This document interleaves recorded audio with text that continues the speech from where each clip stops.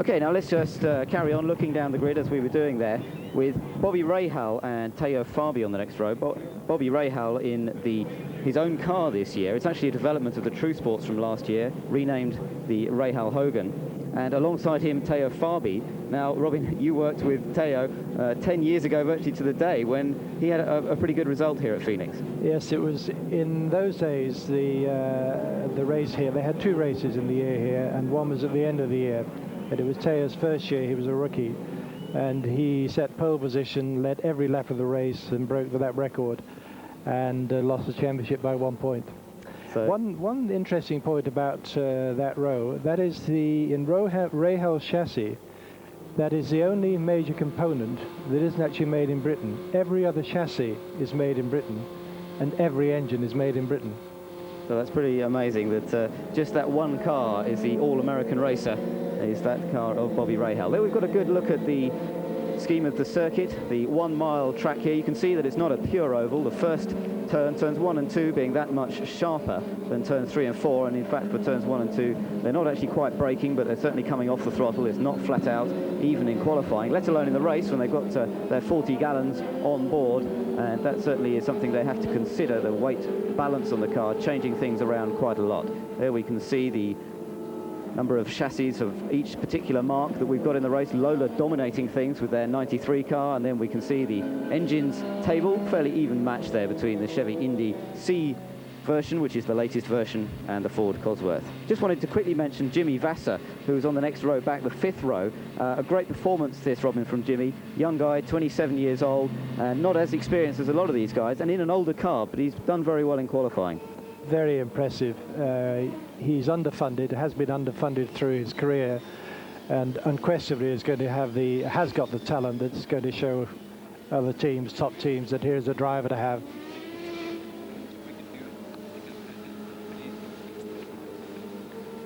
Okay, well, alongside him is Arie Luyendyk, the local boy, and Arie Luyendyk is an excellent oval track racer, so Jimmy Vasser's going to have some pressure on, perhaps from the guy alongside him, but he may well be able to learn something from him as well. Yeah, it's interesting, Luyendyk, because he started off, he's Dutch, started off as a road racer, went over there, and he is blisteringly fast on ovals, and really a better oval driver than he is a road racer, or might I say an even better oval driver than he is a road racer, which is quite unusual. Normally it's the other way around for the European drivers. Well, we can see the cars on the parade lap at the moment. They're behind the pace car there, which is leading them round and getting a good reception from the crowd. But who's this? We've got Fittipaldi coming down the straight. I was just wondering if he was coming in the pits there tonight, Robin, but I'm glad to say he's not at the moment. And it looks as though they're just getting everything warmed up and everything settled into place. Guerrero there alongside him in the Budweiser sponsored car. There's Robbie Gordon, the man who finished 3rd at Surfers Paradise. Now, we've gathered that there was a problem for Robbie Gordon in the morning warm-up, in that he had a coming together with Buddy Lazier in the warm-up, when Gordon had actually set 8th fastest time. Gordon, in fact, in qualifying, is way down in 20th on the grid. They didn't really get a good setup on the car. They had a few problems as well, so that's dropped him down the order in qualifying. He was going well in the warm-up, but they did have a coming together with Buddy Lazier, as I mentioned, and that means that the AJ Foyt team has really had to work hard. But it looks as though we could be getting on to a race start situation here. The pace car having pulled in, the green flag flies, and the second round of the PPG IndyCar World Series is underway. It's Scott Goodyear who takes the early lead, but Andretti drives round the outside in the Newman Haas Lola, and it's Andretti who takes the early lead from Scott Goodyear in 2nd place, and a 53-year-old veteran of IndyCar racing leads the way as they go round on completing their first lap. A great start there, Robin. To do an overtaking manoeuvre like that at the start, brilliant. On cold tyres, of course, these guys not allowed tyre warmers. We can see the 2 Penske's there just sandwiching the car of Guerrero. So it's Fittipaldi in 3rd, Guerrero 4th, with Paul Tracy just tucked in behind him, and it looks like Teo Fabi just in behind him. So Fittipaldi's got his mirrors pretty well full of Roberto Guerrero at the moment in that 3rd place, but out in front it's Andretti. Scott Goodyear holding on to 2nd place at the moment, and Goodyear is a very canny driver. He thinks a lot about his racing, he's not the guy to make a silly mistake on that first lap, we think. Or we better not speak too soon. But Goodyear certainly looking good as Tracy has a little look down the inside of Guerrero, tries to hold that tighter line and tries to take that fourth place, not having it so far. Guerrero defending his line. Tracy tucked right in behind. Now then, Robin, he's going to get into problems maybe with a bit of disturbance over his wings, and that's going to affect the balance of the car. Yes, it's a real test of him here because he's not that experienced on ovals, and overtaking in these conditions is very difficult. You've really got to set up your overtake or half a lap back. So Tracy really working hard to try and find a way past Guerrero. Tracy's done over 2,000 miles of testing over the winter break. A lot of that would have been done here at Phoenix. So he really knows his way around here well. He's trying the outside line now, perhaps, as they go into turn one. And he goes right round the outside, and Tracy moves up into fourth place. That really was quite some manoeuvre, wasn't it, Robin? Fantastic. So Tracy now up into fourth. That means he's chasing after his team leader, Emerson Fittipaldi. And we can see there Fittipaldi closing up to Scott Goodyear for that second position. So Goodyear coming under pressure. Fittipaldi has a little look down the inside, and it certainly looks as though the Penske team have got these cars very well set up for these opening laps. Obviously, there's an awful long way to go. The cars are still on full tanks at the moment. They're on good tyres as Tracy closes up towards Fittipaldi as well. And certainly Goodyear now has his mirrors full of the two Marlboro machines. Fittipaldi has a little look, tries the inside line, and yes, indeed, he does. He goes down the inside and takes that second place from Scott Goodyear, and really showing the way to do it. The master now, Fittipaldi, of the oval course as well as the road course. He's learnt his craft, and that was a beautiful manoeuvre as Tracy also takes that position. So Scott Goodyear, in the course of about a lap and a half there, going down from being in second place down to fourth place. Somebody going a little slower there, but certainly, Robin, the Penske's look as though they're in pretty good form here this afternoon. They're handling extremely well, which you really wouldn't expect anything else from them. The interesting thing, of course, is that now, for the first time in some 4 or 5 years, Mario is effectively the team leader of the team. For the last 4 years, his son was really number one, and Mario could be the long stop. And of course, this year, Nigel's been the number one. But today, Mario's got to go out and fly the flag for the team, and doing a pretty good job of it. Certainly and I is. like the way those Penskes are going. The Penske's are looking threatening, that's for sure. We haven't really seen much of Mario so far because he's been out in front. And as we mentioned earlier, his last win was in fact here at Phoenix way back in 1988. That was the last win of his career so far, as Tracy has a little look at his team leader Fittipaldi now, and Tracy, the young charger, the 24-year-old, he takes that place away. So Tracy it is who now moves up into second place, Fittipaldi down to third. So it's Paul Tracy now who goes chasing after Mario Andretti. But Andretti, there he is in the lead now. What's this? Tracy goes round the outside. There are 3 cars abreast there, and Paul Tracy takes the lead in a superb manoeuvre around the outside. So it's Paul Tracy who now leads, and Tracy really looking in very strong form indeed. Only 24 years old, only in his first full season of IndyCar racing. It's Paul Tracy who takes the lead. Mario Andretti down into second place, and I think Tracy's been taking some lessons from Rick Mears. I think you're right. I mean, Rick was the greatest on ovals. I mean, he's the Senna or the Mansell or whatever you say of road racing, and his driving today is phenomenal. And I believe we're going to see the tactics developing of Tracy being the hare and Emo just sitting there watching Mario, because the 3 of them seem to be pulling away a little bit from Scott Goodyear. They certainly do. Scott Goodyear not quite having the same pace. It's Tracy out in front at the moment, with Fittipaldi in second, or just not in second yet because he's still pressuring Andretti. Andretti in second with Fittipaldi in third. We're going to be bringing you further coverage of this exciting Valvoline 200 in just a moment. Stay with us here on Eurosport.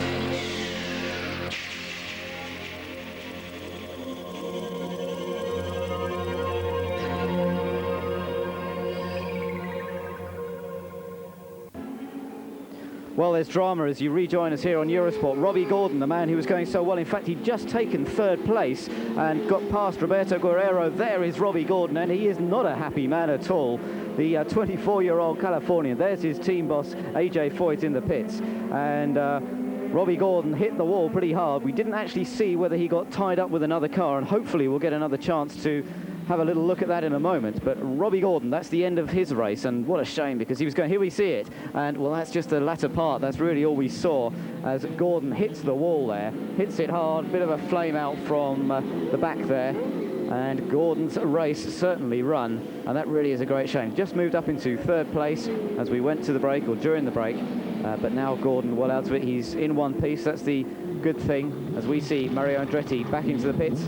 But, well, another one lost to the wall there, Robin. Yeah, shame. Again, it's his 8th start, first one on ovals. I said he did look like a Formula One driver, because both he and Mansell were the two drivers who stood out by their aggression in Australia.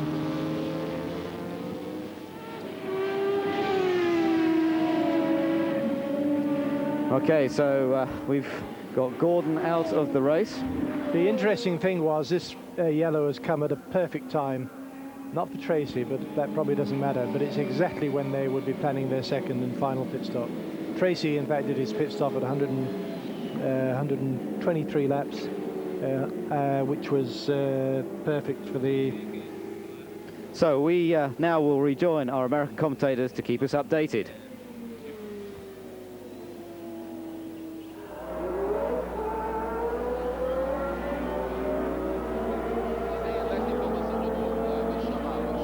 Ooh. End of pit road. Guerrero coming out of pit road. Hit the wall. No. He must have tapped it or something. That's what made... We need to try and listen if they get an interview with Robbie.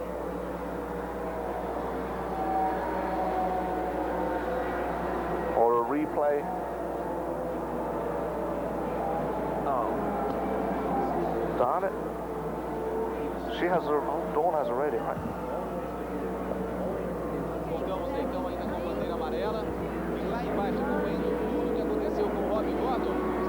Welcome to Phoenix International Raceway. Marty Reed, Guy Hobbs, the Valvoline 200 IndyCar PPG World Championship round number 2. And the accident by Robbie Gordon up in turn number 1 has brought out our second yellow of the day. And Paul Tracy has still been in command of this race from the get-go. He is behind the pace car at this point, as is the rest of the field. Everybody making pit stops at this point, because by the time we get around to going green again, we will be in the window where fuel should no longer be a factor for these cars. There's the wreck of Robbie's car. The back end suffering the brunt of the damage, the wing off, and the suspension parts on both sides have bent just a bit. They tend to do that. It'll be interesting. We'll try and find out Robbie's version of what happened. He will, of course, at the moment be doing his mandatory visit to the infield medical center, which they have here at every single IndyCar race. And even on the smallest incident, all the drivers are made to go and get a checkup. And once he's out of there, we'll see if we can find out his version of the story. We show 6-7 cars now out of this race, as we are under caution. This huge crowd here in the desert of Phoenix, Arizona, 86 degrees, just a few high, thin clouds, and absolutely perfect for the fans. I'm sure it has been intensely hot inside the cockpits of these race cars. In fact, they're probably enjoying this yellow right now. It's their one chance to get a little breather. Now remember, our leader is Paul Tracy. He has a 2-lap lead over a teammate, Emerson Fittipaldi, a 2-lap lead over third place, which is now Roberto Guerrero. As you see, the reason for this yellow, Robbie Gordon's Lola being towed back to the pits. The only problem, as far as Paul Tracy is concerned, at this point is on having the yellow, is you tend to get out of a rhythm. I mean, he is obviously pumped in his zone and ready to race, and is just carving his way through the field. The car is perfect. A yellow like this is going to take him out of his rhythm. His heartbeat's going to come down, and he's going to come out of that zone. He's going to get back right in it and hopefully continue the way he is, although he does have, like you say, a 2-lap cushion, which certainly helps. Well, if everybody got a full load on this last stop, they will be able to go the distance. 64 laps. We are just into lap number 143 by our leader. Now, Paul Tracy did not take this opportunity as of yet under this yellow to get a little extra fuel, which he may want to do, just get a dash just to make sure they can go all the way. Otherwise, he's going to have to do that towards the end of the race. But with he, like we said earlier, he has that 2-lap cushion over the rest of the field, which gives him time to do it. But you really don't want to do it unless you have to, because it gives you an opportunity to make more mistakes. Maybe a silly pit crew error, stalling the car on the exit, running over the hose line, will give you a stop-and-go penalty. Any number of ways to lose a race. Well, Robbie Gordon, I'm sure, is thinking long and hard about what happened. It'll be interesting to find out whether or not he was touched, hit by anyone, or whether or not he just lost control. He was running spectacularly in 3rd place. He had started 20th on the grid and had, as we have documented, if you're just joined us, he had all kinds of problems. Blew a motor in the first day of practice.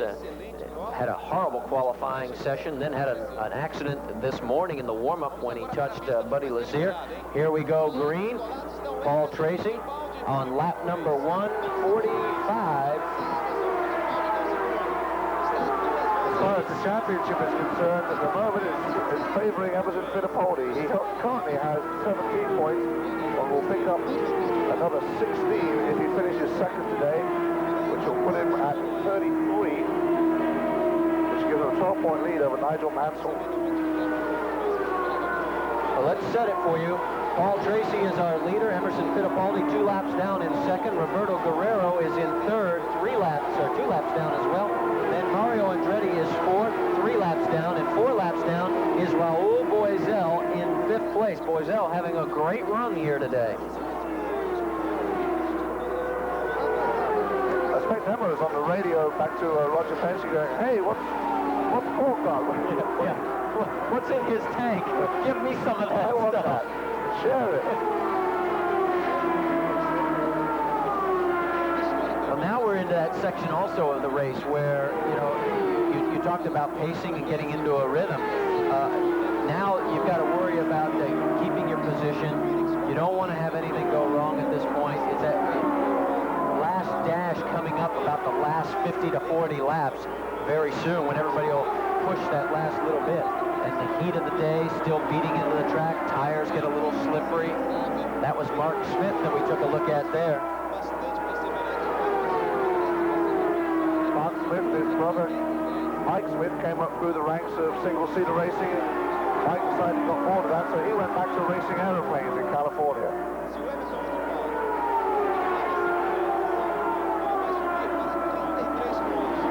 Dave Kuzave in the number 50 car. Dave came up through the ranks of Toyota Atlantics and also the Indy Light Series. There's Mario Andretti now running 4th in this field.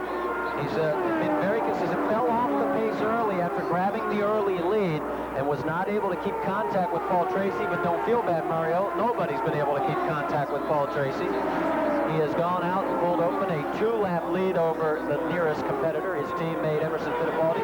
But Mario holding up the honor of Newman Haas Racing well as he continues to run consistent times and holds on to 4th place.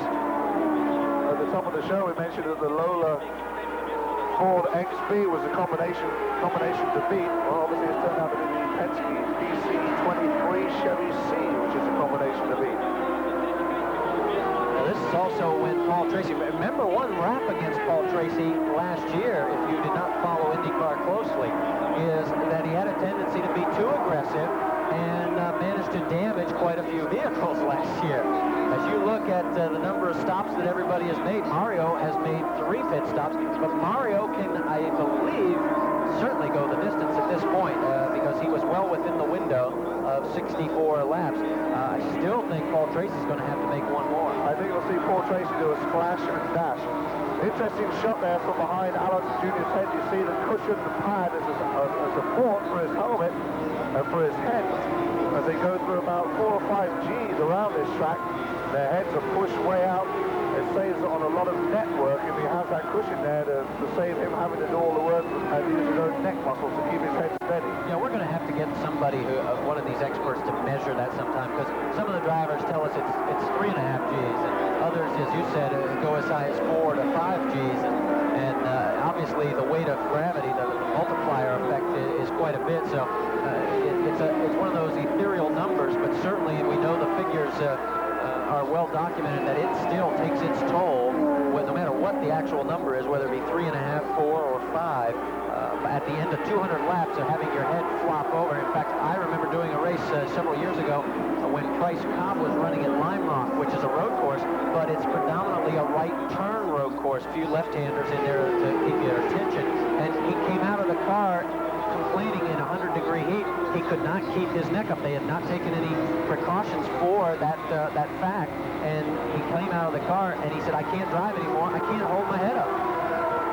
Price Cobb, just one of the many drivers roaming around the paddock area this weekend, as well as Thierry Roulsen out of Belgium. The ex-Formula 1 driver may be here searching for work.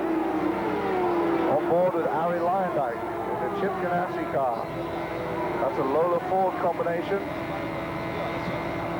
Luyendyk, of course, who has won the Indianapolis 500. His only victories, in fact, in the IndyCar Series have come on ovals. Luyendyk shown in 10th place at this point, so considering all the problems they have had, he's making the best of it. There you see our leaderboard, the top 6. There you see Arie in 10th. Scott Pruitt in a fine run for that team in 9th now after the accident by Robbie Gordon. They inherited a position.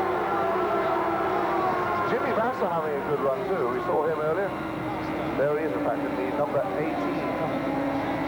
In fact, he's about to be put another lap down by our leader, Paul Tracy. Actually, that's Ralph Bozell. There's too many yellow and black cars here this weekend, Marty, and too many all black cars. Oh, Roberto Guerrero is on pit lane, and there is smoke coming from the right rear section of the car. So I don't know.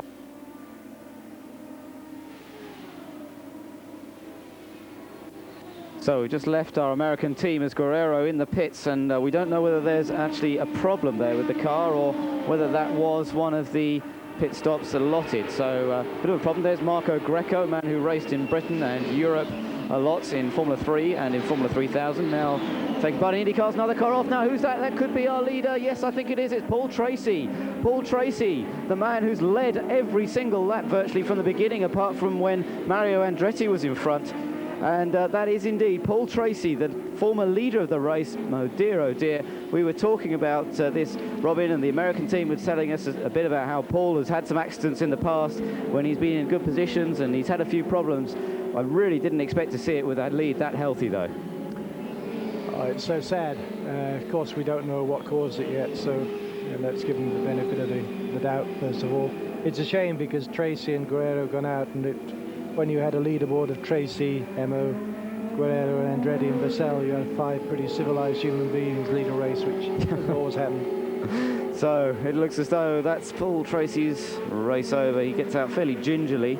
Looks like he could have just injured something there. We're going to take another look at this and see exactly what's happened. So here we go. We just see the latter stages once again, so we don't really see what caused the problem, but oh my word, he was lucky to be missed there. Somebody very nearly collected the back of the car, and just as well that they didn't. We must be under yellow flag period again now, as Tracy is looked after by the medical services, the rescue units there. Very, very good indeed. And that was a hefty whack against the wall, Robin. That will certainly have knocked the stuffing out of him, I think. Is that Tracy or Emma? So certainly looks as though Paul Tracy is in some pain there. Let's have a look now. We might well have another look at this. He's just lapping one of the slower cars. That looks like it could be Jimmy Vasser's car down the inside there, and yes, he just was squeezed out, so it wasn't really his fault. Just squeezed out when he tried to go down the inside, and really he tried to tighten his line, but the tyres were already at their limited cornering as they went into the corner, and so that was it. My word. Well, Paul Tracy is certainly a heavy impact against the wall, and difficult to say whether that one, it's not really an experience, was it, Robin? He was unlucky here. We've got another look at it. Just talk us through in a moment. I'd have to say maybe slightly imprudent. He put himself in a position where that could happen, where perhaps he didn't need to. I'm sure in a year's time he wouldn't do it. Maybe his mentor Rick Mears would have been a little bit more careful in exactly the same situation. Maybe just the impetuosity of youth, still only 24. But, well, that certainly changes the complexion of the race. That brings his teammate, Emerson Fittipaldi, into the lead now, of course. He was 2 laps down, but Fittipaldi now will be out in front. Guerrero will be up into 2nd place. Mario Andretti up into 3rd place. Good run for Mario. Then Bazell, and then Jim Vasser. Well, we're going to return to this very exciting, dramatic race in just a few minutes' time.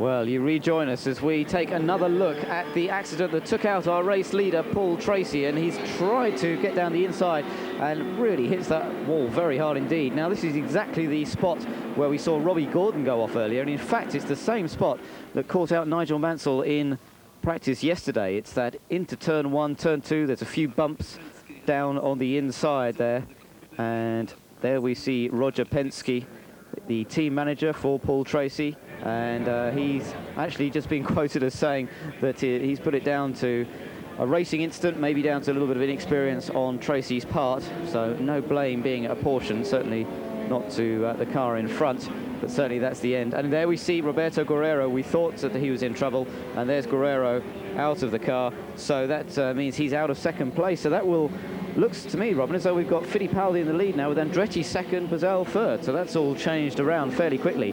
But that turn 1 and 2, it's catching a lot of people out, isn't it? Yes, it's a very tricky one. You've got a bump going in, and the bump in the middle, and the tendency to understeer coming out, and all 3 can catch you. Here we'll see it again.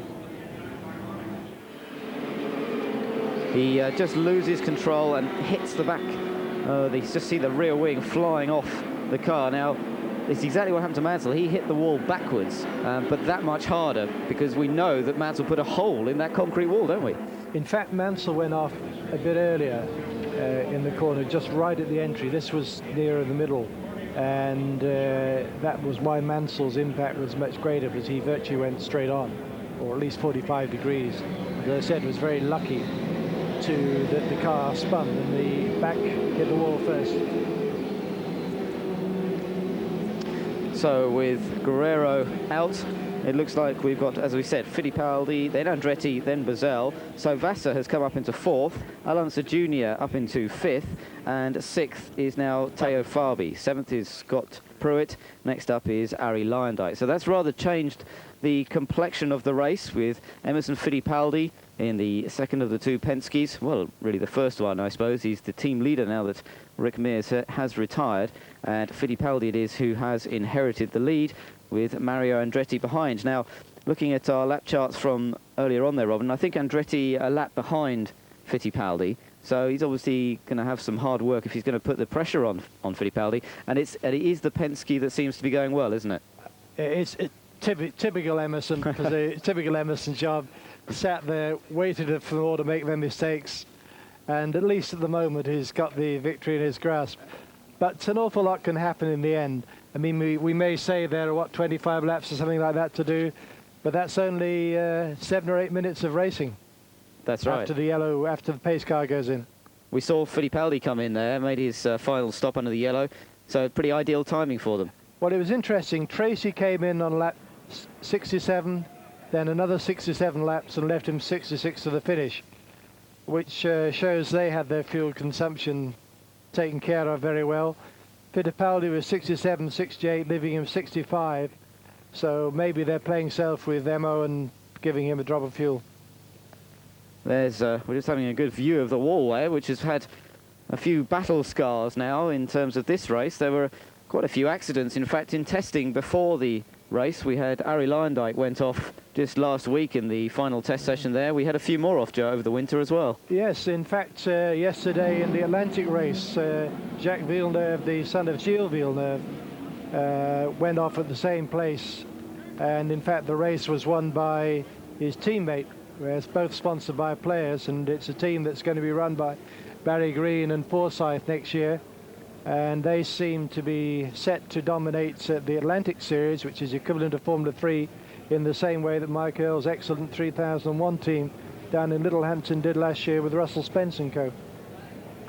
So that wall has certainly claimed a few victims, not just the Indy cars, but some of the support races as well. We've got the cars still circulating with the yellow flag out. That's so that they can obviously pick up all the bits and pieces. We've got one more lap under the yellow flag, and then the race will be back underway. We have 16 cars left out of the field of 25, so we've lost 9 of them, some of them through accidents, some through mechanical problems. So it certainly looks as though we could be in for more dramas before the end of the race. But there's the man who currently leads the race, Emerson Fittipaldi. We're coming round there. We can see, in fact, the top 6, Fittipaldi, Andretti, Buzel, Vassar up into 4th. This really is a tremendous performance from the 27-year-old. Alonso Jr. going a little bit better, but maybe taking advantage of the misfortune of some of the others. Teo Fabi in the Hall VDS Pennzoil car. He's now up into 6th place. Well, the cars are speeding up, getting ready to get back into the race. Let's rejoin the American commentary team.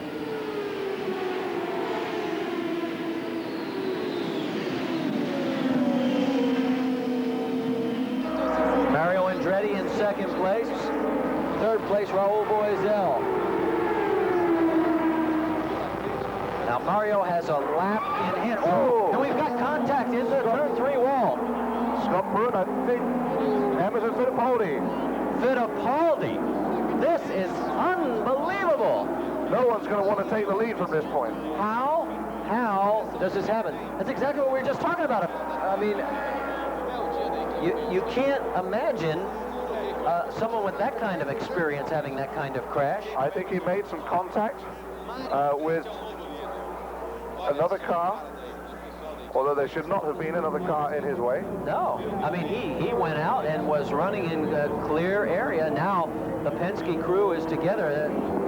Oh, they're not going to be very happy there. Let's see if we can get a look at it. Here is Emerson. He's the car that just goes around. I wonder if something let go. That is very similar to Paul Tracy's incident. Maybe they do have a problem.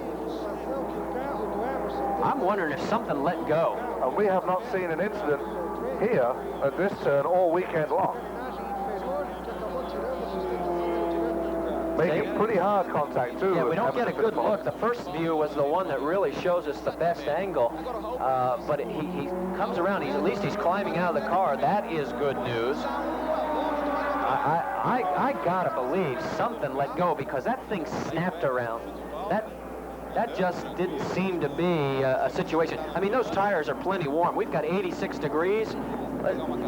Here's another view. Let's see if we get another.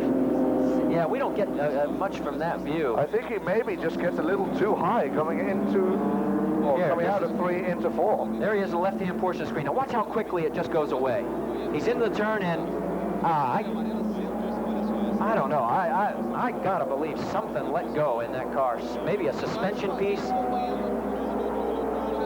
I mean, it just came around so fast. And there's Emerson.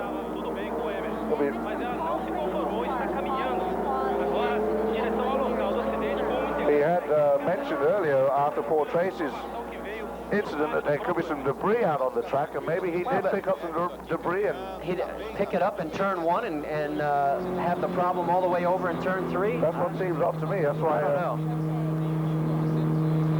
It seems odd that he would make it all the way around. If you're going to hit some debris and cut a tire, or maybe like 1 lap down or halfway down the straight there, he could have cut a tire and he could have given away on him at the last moment. Here you see the view from inside Mario Andretti behind the pace car underneath the starter stand. Okay, we've got a report on Paul Tracy. He's got a bruised right knee from the medical center, and they are going to have x-rays taken just to be safe. And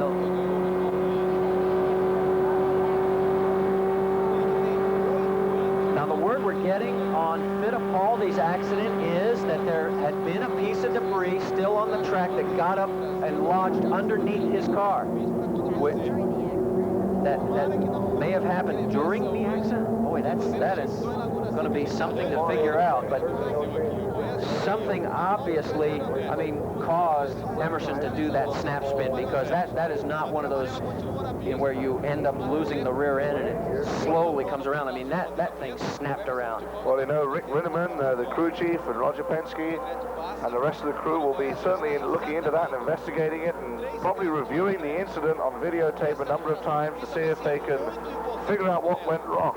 In Nigel Mansell's incident, Peter Gibbons, his engineer, Nigel asked for Peter Gibbons to visit him in the hospital and explain to him what happened in the accident, because Nigel has no recollection of it, and Peter Gibbons saw the whole thing.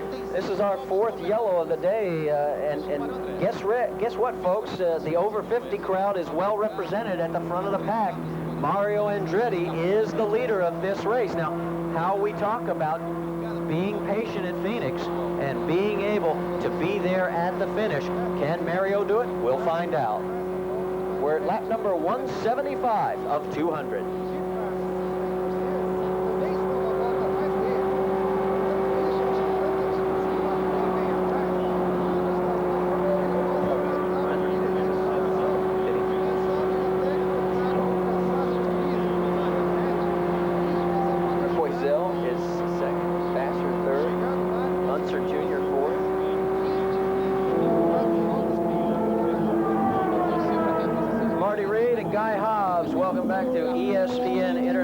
Coverage of round 2 of the IndyCar PPG World Series. There is what's left of Emerson Fittipaldi's race car.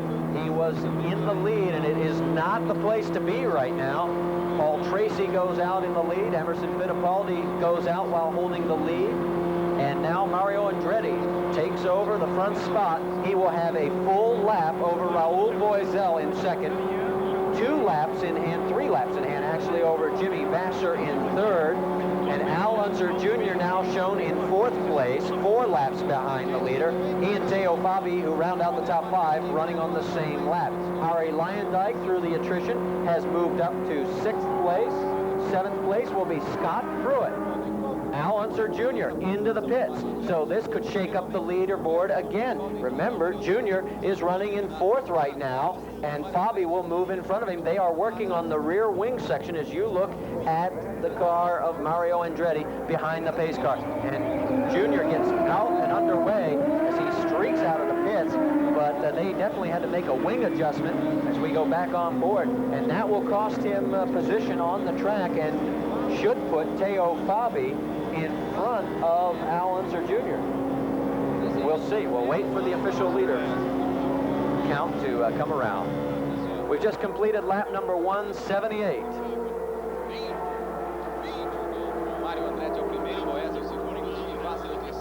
It's going to be a dash for the cash. Yeah, with only, about less than 30 laps to go. By the time we get green, it'll probably be about 25 laps to go. Mario Andretti's last win was back in 1988. He won here in Phoenix, and he also won on the street course of Cleveland. Had a total of 51 wins altogether, 65 poles.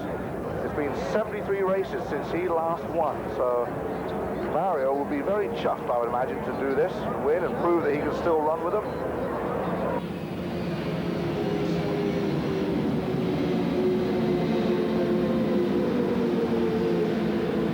So as we leave our American commentary team for a few moments and have a look at the complexion of this race, it really has changed around, and well, it really has been a bit of a disaster for the Penske team, having an early leader, Paul Tracy, who led for so long, of course, then having the accident, Tracy going out of the race, then Fittipaldi, his teammate, taking over the mantle of race leader. But just as soon as we saw Fittipaldi in the lead, Robin, he was virtually out of it. What was your view on the accident that happened there? The first thing that, as far as we could see, was all the wheels are pointing in the correct direction, and that's pretty relevant because most accidents are caused when either a bit of the aerodynamics falls off or the wheels go in the wrong way, if there's a mechanical fault. The thing that may be happening, and we can only surmise, is, and this is a very strange track, it's a moving target, and the settings for the car, the ideal settings for the car, change all the time, and I just wonder if the car has got very, well, obviously it's got very greasy, a lot of oil on it, and the rubber on it, and it's very hot out there, the cars are tending to oversteer. Now that wouldn't in itself have caused the accident to Tracy, but it certainly would have helped. But it could well have caused the accident to Emerson. But I'm surmising. I would suspect it was not a mechanical failure. It could also have been a puncture. And the other thing that was noticeable, he took a very wide line at entry into the corner. And if you go on to what they call the marbles out there, sometimes you can pick up a bit of dirt or rubbish on the tyres, which again can make the car handle in a strange manner. But somewhere there's a reason. Well, the Penske team will find out. That's right. We can only really guess at what the reason is. We've got around 20 laps to go now in this race, with Andretti leading the field, and they're just behind the pace car, obviously taking a bit of time to clear up after that accident of Fittipaldi's. Quite a lot of work to do to the circuit to make sure everything's all right. There we can see the leaderboard. Andretti leading from Brazil, Vassar in third place, then Alonso Jr. coming up into the rankings a bit more, with Teo Fabi in fifth and Arie Luyendyk in sixth position. So little Al, who's had a tough time really here at Phoenix, hasn't really been on the pace, but well, he might actually get a result out of this, Robin. Yeah, great to see him up there at fourth, and for all the lads at Galmer, I'm sure it'll give them a lot of encouragement. Assuming he finishes, they're going to have a continuation of what appears to be a demolition derby. Very interesting again that Anza came in to change his rear wing, or change his wing rather, which would indicate again that the track is changing. Final point, Mario's first race as team leader for 5 years. I ain't going to say any more about him winning after what I said about Emo. That's right, we better watch out, otherwise it could all change again. Well, we've got around 18, 19 laps to go. They're on their final lap before the green flag is waved. And so Andretti just has a short distance to see whether he can record a historic win here. Yeah, it's about six minutes of green flag racing. Right, the cars are building up speed now, and coming around out of turn 4, they come on to the start-finish straight. The green flag waves, and Andretti with the advantage. Let's rejoin our team in America.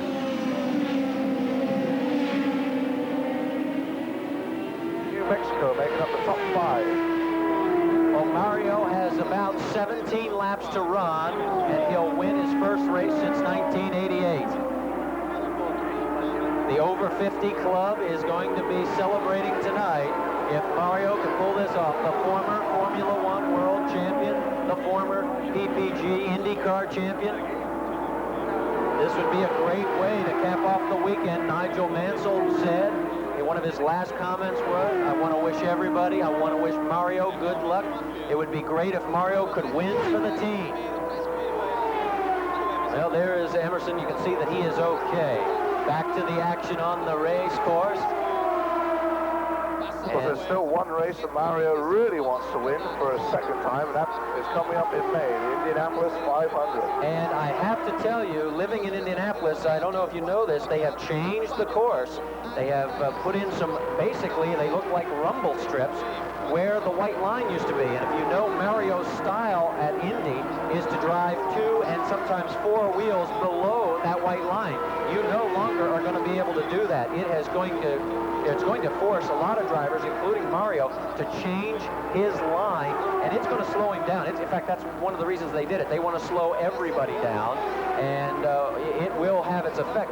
One side effect that they're concerned with is that it may turn the corners from a 2-lane racetrack into a 1-lane racetrack. And we'll have to wait for the month of May to find out if that is the case. But that man right there is going to have to go to school to learn a new race line at the Indianapolis Motor Speedway. And he's going to have to share that information with his teammate Nigel Mansell to help him, because Nigel was scheduled to go testing in Indianapolis twice.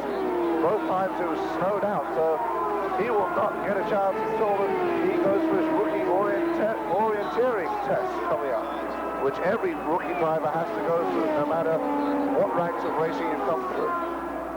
Mario coming up on lap traffic already. Again, remember, it only takes 21 seconds to get around in a speed differential. That's Hiro Matsushita in front of him. And Mario, with a one-lap lead over Boisel, is not going to take any chances. He's going to make sure he gets around the Panasonic machine of Matsushita safely, and he does. That's Ross Bentley behind Max Schuster. He's been in there all day. I wonder if Mario, I suppose Marty has been edged on a little bit by the fact that he's enjoying by Nigel Mansell. He's obviously a lot older than Michael, who would obviously push Mario. Do you think he has been on the wick a bit? They certainly have a lot more in common than he would. Whoa, look how close Al Jr. came to the wall. They have a great deal in common. They're both Formula One world champions. They know a lot about racing, and they have seemed to have genuinely enjoyed this experience together. And it's been refreshing, as Nigel said, just the entire experience. He's been enjoying it all, and I think you're right. I think Mario's enjoyed it as well. There is Al Jr. Now remember, he is running in 4th spot. He is behind Jimmy Vasser and ahead of Teo Fabi. Fabi is 1 lap down behind Al Unser Jr. So all those pit stops did not hurt him. There's Dave Goodrave in the black number 50, causing some traffic problems. Marco Greco in the red number 30. And now we're getting more word on Emerson Fittipaldi's accident. Now that some people have been able to talk to Emerson, he says the rear suspension let go. So, because of the debris. So, obviously, the debris is still the key factor in this. And now we know it was a suspension that let go. And that is indicative of a snap spin like that one. Back on board with Arie Luyendyk. Arie turning out a very good performance through the attrition. He is now running 6th overall. This would be a great finish for this team with all the problems that they have had. They'll be very unhappy all weekend long. Teo Fabi on the outside, Arie going down on the inside. That puts Arie on the same lap with Teo Fabi with 6 laps remaining. I don't think he has enough time to get around, and even if we had a yellow, in fact, now we have 5 laps remaining as our leader, Mario Andretti, heads down into turn number 1 one more time. What a celebration there's going to be in the Newman Haas pit if the venerable champion Mario Andretti can pull this victory off. On board with Mario, down the front straightaway, 4 laps remaining. Don't go anywhere because it only takes 21 seconds to get around this racetrack. There you see the crew of the pit lane anxiously keeping their fingers crossed, hoping not to hear any odd sounds from the car at the last moment here. 3 laps remaining for Mario Andretti. So many times at the Indianapolis Motor Speedway, this is when you hear the 4 most famous words. And it's not "gentlemen, start your engines," it's Mario is slowing down.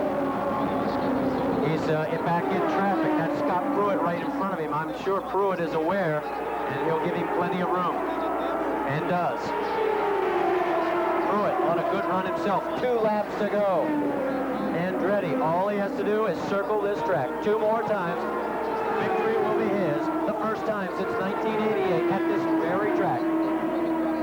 That is 70 races ago. What a dry spell about to come to an end. This would be like Jack Nicklaus winning another golf tournament, one of the majors. The white flag is out.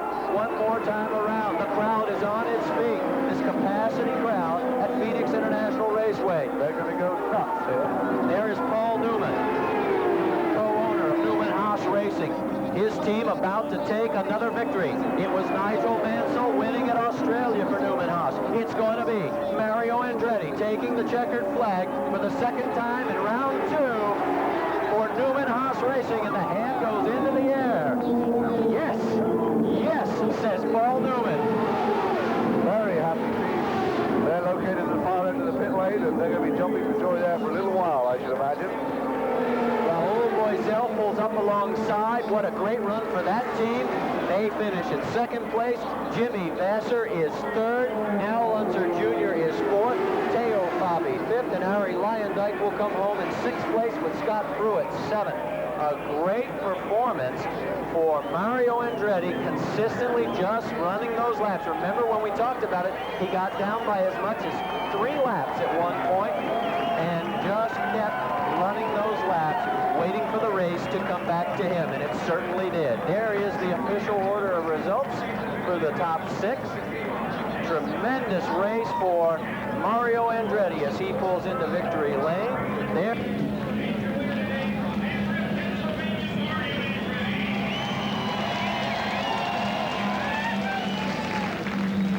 Well, what an incredible race that for Mario Andretti. A real historic result. His first win since 1988 and the second win for the Newman Haas team of the 1993 season. Really a tremendous result, Robin. Yes, what a shame Mansell wasn't in it. I mean, can you imagine what had happened if he'd been in the middle of all that? I think it would have been even greater. The thing, of course, being a Formula One racer, is the prospect as the president of FOCA and the president of FISA and the president of the FIA are looking in the future to running Formula One races on ovals. You can imagine Formula One races on there. Well, they certainly have to go some to match the excitement that we've seen in this particular race. Oh, they'll do it, don't they? I'm sure they will, yeah, I'm sure they will. Well, a superb race. Just to quickly run through that finishing order again, it was Mario Andretti who won the race from Raul Boesel. That's a great result also for Raul Boesel, who had a second place last year, but that matches his career best result, so great result for him. Jimmy Vasser in third place, and this is in his rookie year for IndyCar, so that really is a tremendous performance for him. Fourth was Alonso Jr. after a lot of problems with the Gallus Lola. Finally got a good result that just showed the benefits of plugging away at it. Teo Fabi in fifth place in the Pennzoil car, and Arie Luyendyk after his accident in testing just recently in sixth position. So a lot of the wise campaigners in there in that final 6, with Jimmy Vasser, the man who sort of got in there amongst the wise campaigners, and he's really shown that he's got perhaps an older head on young shoulders. Very impressive performance.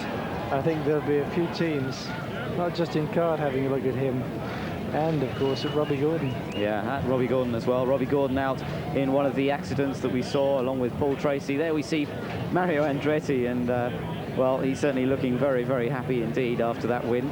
World Formula One champion in 1978 when he was driving for Lotus. Interestingly enough, Andretti and Mansell actually raced together in the Lotus team on a couple of occasions in 1980 when Mansell first went into Formula One. They're now teammates again, but this time in IndyCar racing.